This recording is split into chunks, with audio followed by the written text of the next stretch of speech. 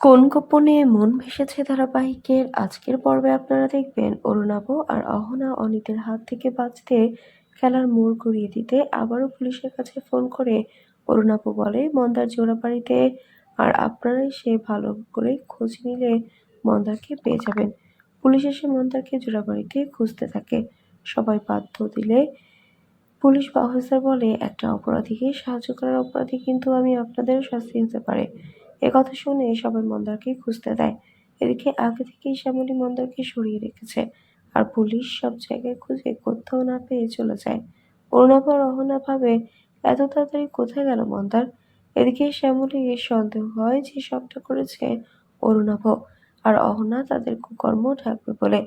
শ্যামলী বাড়ির সবার সামনে মিথ্যে বলে যে ফোনটা হারিয়ে গেছে, যেটা ভিডিও করেছে, আর বললে হয়তো কেউ আবার ফোনটা চুরি করে নিতে পারে।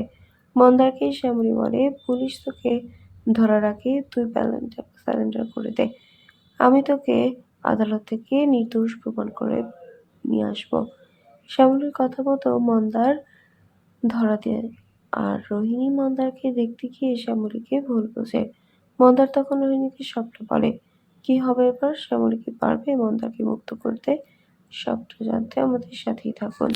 বন্ধুরা, আজকের পর্ব নিয়ে আপনাদের কি মতামত জানিয়ে দিন কমেন্ট করে। নিয়মিত সিরিয়ালের আপডেট পেতে আমাদের চ্যানেলটি সাবস্ক্রাইব করে সাথেই থাকুন। ধন্যবাদ।